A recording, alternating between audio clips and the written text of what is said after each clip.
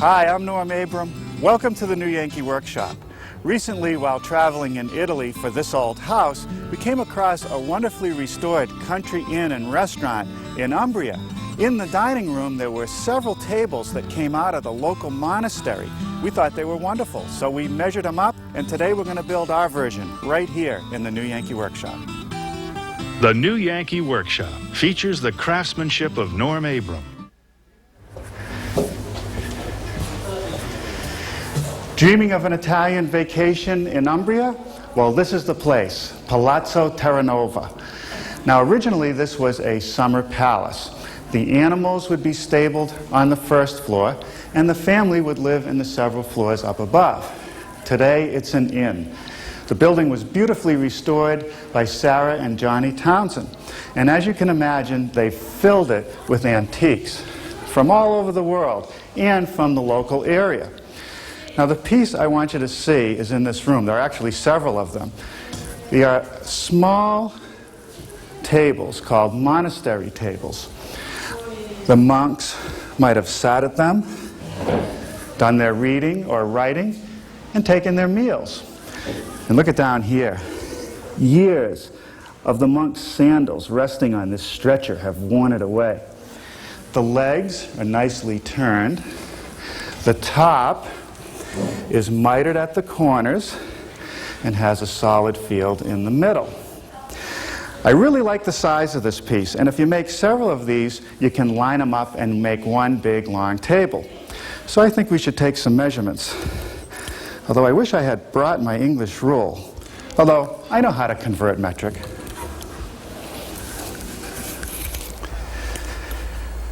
Well, after converting those metric dimensions to inches, I think I have a fairly accurate reproduction of the antique original we found in Italy. Now, there is one other difference. The antique was built out of chestnut, which still grows and flourishes in Italy. I decided to build ours out of reclaimed southern yellow pine. Now, this project is quickly becoming popular here in the workshop, so if you'd like to build one or maybe two, a measured drawing is available with the materials list, and you'll hear more about that before the program ends. Now, whenever I make legs for a table, and here I'm going to need 8 for this one and the next one, I use a lathe duplicator. Let me show you that. Before we use any power tools, let's talk about shop safety. Be sure to read, understand, and follow all the safety rules that come with your power tools. Knowing how to use your power tools properly will greatly reduce the risk of personal injury. And remember this, there is no more important safety rule than to wear these safety glasses. I've set up one of the blanks for a leg here in my lathe, and I've put some lines on it because I want to show you one that I've already turned. 2 portions remain square, one at the bottom and one at the top. Now, this pine tends to chip very easily. So right along all those intersections, I'm going to take a handsaw and make a slight cut at an angle.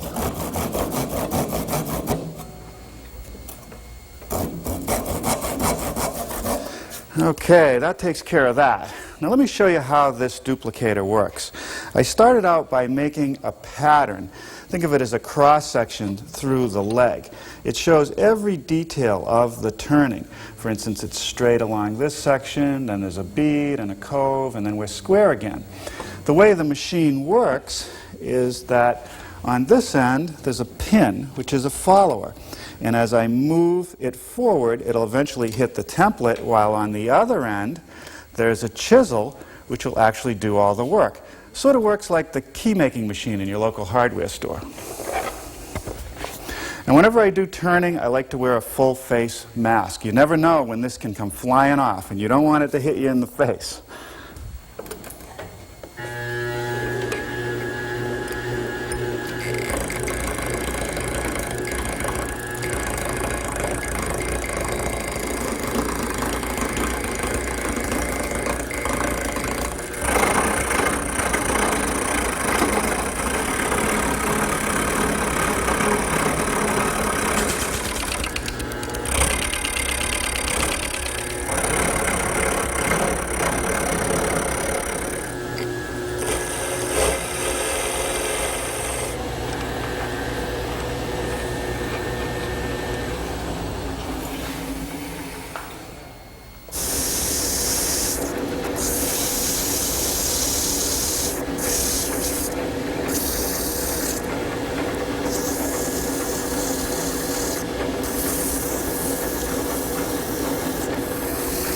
here I'm using a profile sander block to smooth out the details.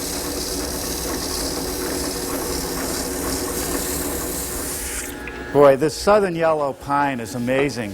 These reclaimed timbers could be over 100 years old, and you can still smell the resin, and there's plenty of pitch in the wood. Now, we got the timber from a friend down in Athens, Georgia, and he got it, well, why don't you see for yourself?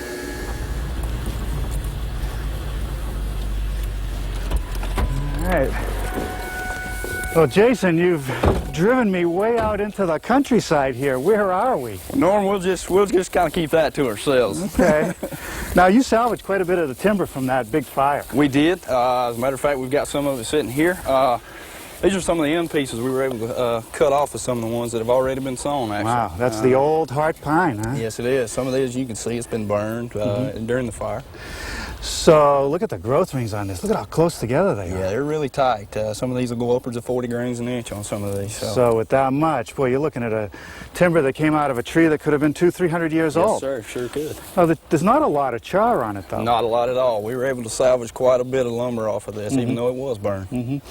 Now, also, when you deal with these old timbers, you have to get rid of all the bits of metal and nails that are in it. Right. You can see all the nail holes we've got here, and obviously we've got 2 big bolts there, and all that's got to come out before we can saw it. All right, well, once that supply is gone, where do you turn to for the next bunch of timbers? That's why we're here. I wanted to show you this old barn we have here. Wow, look at this place. So what's the story on this? This particular barn is owned by an old couple here in the county that we approached about taking it down. You know, from a safety standpoint, it really needs to go. And we'll be more than happy to take it down. So you're a wonderful person doing these great favors for these people, right? We try to. It beats burning, that's for sure. Oh, yeah. Well, I can see from a woodworker's point of view that there's a lot of potential for the timber that's in there. Can we take a closer look? Sure. Let's go around. Well, as a woodworker, I'm starting to get excited. Are there many buildings like this around Georgia? Well, Norm, believe it or not, this is one of the last ones of its kind in the state of Georgia. Really? Really. I don't believe you for a second, Jason. Look at this place. It's built out of beams. They must be 5 inches wide, 12 inches high, beautifully joined with these dovetail joints at the corners, one stacked on top of the other. Look up there, there's some clapboards. It looks like it was sheathed with those at one time, and it's got a tin roof over it. Now, these look to be all hand-hewn. Yes, they are, Norm. Wow, I can see some furniture projects coming out of these. And you're doing this as a favor for the owner. That's right, Norm. We just don't want to see it get burned. All right. Can we look inside? Sure. Wow, I'm very surprised. This is pretty refined. I thought this would just be a rustic building, all rough on the inside. Somebody went through a lot of trouble here. These are the timbers stacked up on top of one another, and they took the time to sheathe it with these 1x10s, 1x12s, all the way down to the floor, and they're nice and solid. They're in good shape.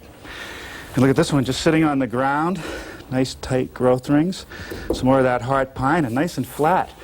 Do you realize what you have here? Well, no, I really don't. Could you tell me? Jason, lion's going to hurt you. And look at the ceiling joist. They've been beaded on the corners. I wouldn't have expected that at all in a building like this. What do you suppose they used it for? As a guess, I'd say it was a one-room cabin. We've got an opening for a fireplace here. Well, it's a great old building, and there's a lot of really good timber in here.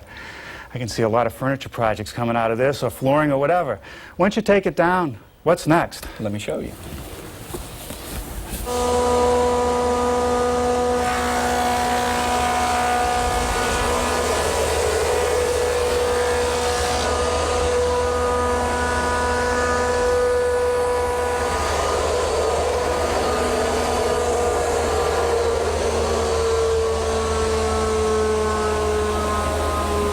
Jason, I thought you said the last place we were at was the last building. There's another candidate. Well, Norm, there's 2, actually. Okay. What happens here? Well, Norm, this is Larry Fitzgerald Jr. How you doing? Hi, Larry. He's our milling guy. We bring him a real sawn stock. This is some 1x stock that was sawn on a portable bandsaw mill. So it's about 1 inch thick. You don't have to dry it because it's not a green tree, but it's very irregular. Right, right. So you take it through the process. Show me your machines. Right. No, we start with to get a 30-inch planer here, we start off with the milling process. Wow, that's a good-sized planer. That'll handle just about anything. Right, right. And then after the planer, would they come out surface like this on two sides. Oh, look at these boards. They must be over 20 feet long and over 12 inches wide. Right, right. Beautiful stuff. Now, what's this going to become? Furniture? It's going to be flooring. So you make it into flooring, so you have to make a tongue and groove joint. Right, right. I see you got a couple pieces over here. One has the groove. You've straightened the edge, made the groove. And then on the other edge, you have the tongue.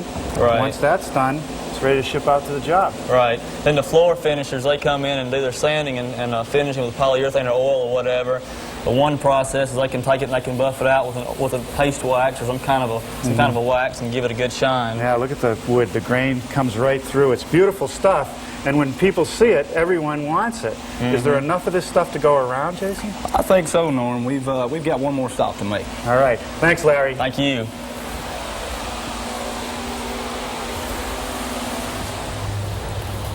All right, now we're talking. A little fishing. What do you suppose we got in there? Probably got a few catfish, a few brim there, Norm, but we're in Porterdale, Georgia for a little different fishing expedition here behind you. We've got an old mill building that on the outside is brick and glass, but in the interior we've got a little treasure in there. I bet it's some more of that heart pine. Could be. Let's take a look.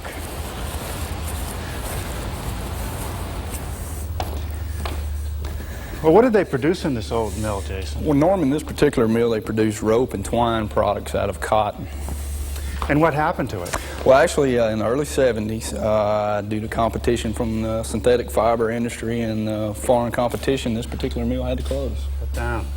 Well, there sure is a good amount of timber in here. Is this the same yellow pine we've been looking at all day? It is. This is the heart pine we've been seeing. Okay, so tell me, how do I get some of this up to the new Yankee Workshop so I can build a project? Well, Norm, do you really like it? Oh, I love this stuff. Well, there's a few feet left, so maybe we just need to talk about it. A few feet? A few thousand feet? Maybe a couple.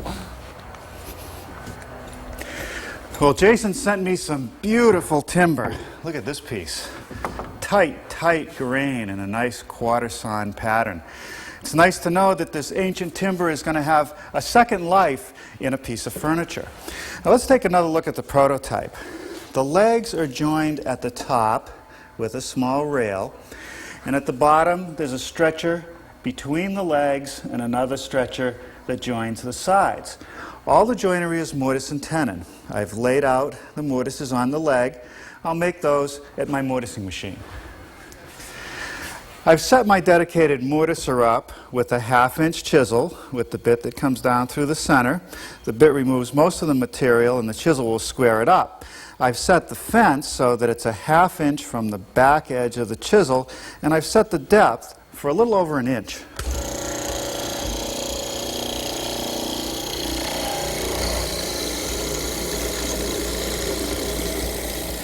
The mortise for the stretcher is horizontal on the leg rather than vertical.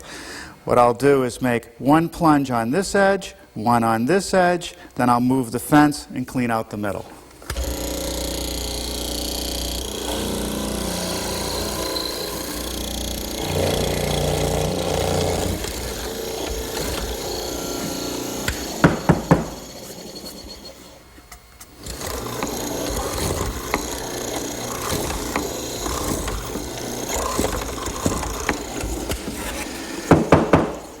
The short stretchers get this mortise, which will receive the tenons from the stretcher that goes end to end. We noticed on the antique original that the square portions of the leg were rounded over, all the corners, either by being scuffed from years and years of rubbing by sandals, or maybe it was part of the woodworker's job when he built it. In any case, I want to try to replicate that detail, so I'm using a block plane to knock the corners off, and I'm also using this little tool, which is pretty handy. It's a little micro plane, and I can shave bits of material off the corner, sort of a free-form shape. And after I get done shaping it, I'll just sand it, and I think we get the effect I want.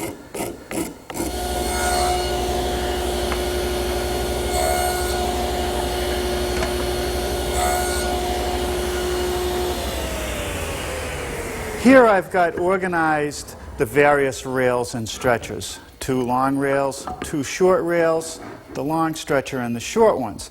I've set up to make some of the shoulder cuts. I have a stop block set 1 inch from the outside of the blade, and I have the blade height at 1/4 inch. On the rails, I want to go all the way around.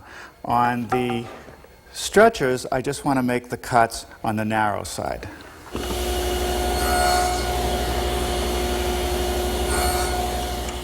Here I'm elevating the height of the saw blade to 7/16 of an inch to make the remaining shoulder cuts on the stretchers.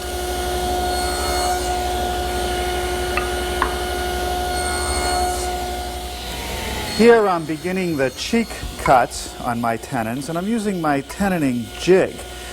It's really the safest way to make this cut. It holds these narrow pieces securely as I push them through the saw. Let's take another look at the prototype. The top is secured to the base with some wooden clips, and they fit into a groove that's cut in the rails. That's next.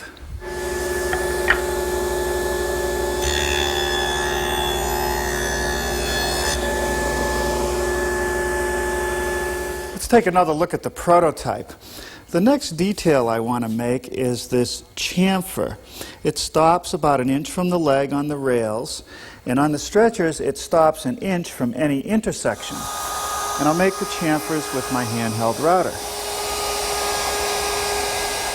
Finally, some assembly.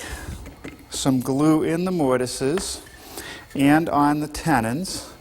I'm going to slip this top rail in first on the short side of the table. Then the stretcher. And we'll clamp it all up. With the 2 end assemblies complete, I've now put glue in the mortises for this long stretcher and for these long rails. We'll put all these pieces together and then clamp it up the long way. Okay, well that's it for today. Tomorrow we'll make the top and start putting on some finish. Well, good morning. I removed the clamps from the base and I'm doing just a bit of touch-up sanding before I start working on the top, which is the next item. Let's take another look at the prototype. I made the top look just like the antique original. A 3-inch band around the perimeter, mitered at the corners with a field of boards in the middle. Now, I have to be careful how I actually build this top. If I glue these short pieces to the field, it's like a breadboard edge, and it can't move. So if it shrinks, I could get cracks, and if it expands, I could get splits at the corner.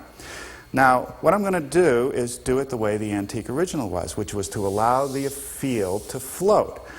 So in the long dimension, I'm going to make grooves and put in splines, dry, no glue. In the short dimension, I'll have a tongue and groove joint, again no glue, and I carefully selected some very good boards with vertical grain so that I will get less expansion and contraction. First thing I want to do is make the grooves.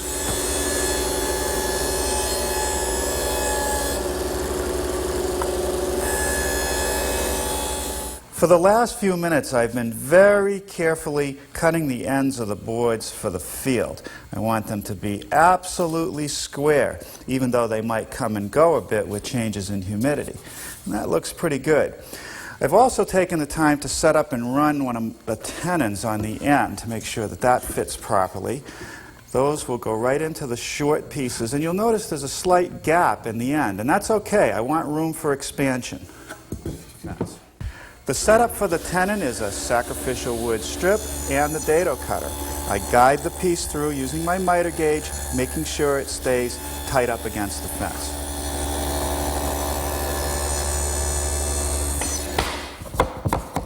Okay, that's going to be good. Now I want to carefully miter all the corners of the band.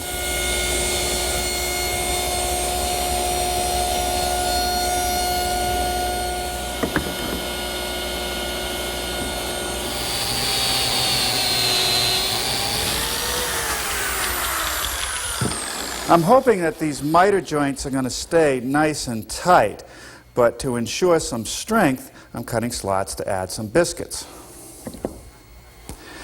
Now it's time to cut some splines. I've selected some stock so that the width of the spline and the grain run in the same direction. If I were to cut the splines across the grain, they'd just split. Okay, now I can start to slip the splines into place in between each board and also with the perimeter pieces. Then I'm going to clamp it together. There's no glue. We don't want any glue in this part of the job. Once I have it clamped together, I'll check the alignment of my miters, and then I will glue the biscuits in place. Glue in the slot for the biscuit and on the joint. We'll slip both ends on and clamp it up.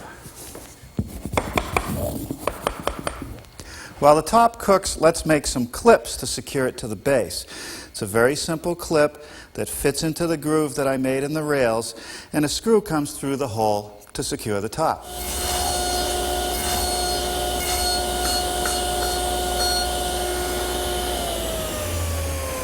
All I have to do is use my miter gauge and a saw blade to remove material to make this little tongue, and then I'll cut it to length at the miter box.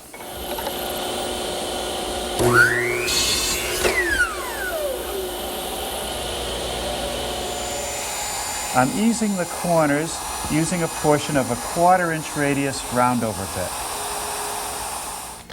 To secure the top to the base, I just slide the clips into the groove and drive some 1 5/8" screws. So, once that's attached, I guess I better start thinking about what kind of finish we're going to put on this piece. One of the challenges in trying to finish this project is to unify the colors of the wood. Some of it's a bit yellow and some of it's a bit red. So we pulled out our stain collection and we're turning to this gel stain, and the manufacturer says to apply it with a brush, let it sit for 5 or 10 minutes, and then wipe off the excess. So this leg over here, you can see when I start to wipe it off, I'm getting sort of a nice brownish color. And I think we may have to apply a couple coats to the more yellow wood to unify the colors. Well, here's our monastery table with a couple coats of polyurethane on it to protect the surface. Now it's ready for your favorite monastery, your favorite restaurant, or the favorite room in your house.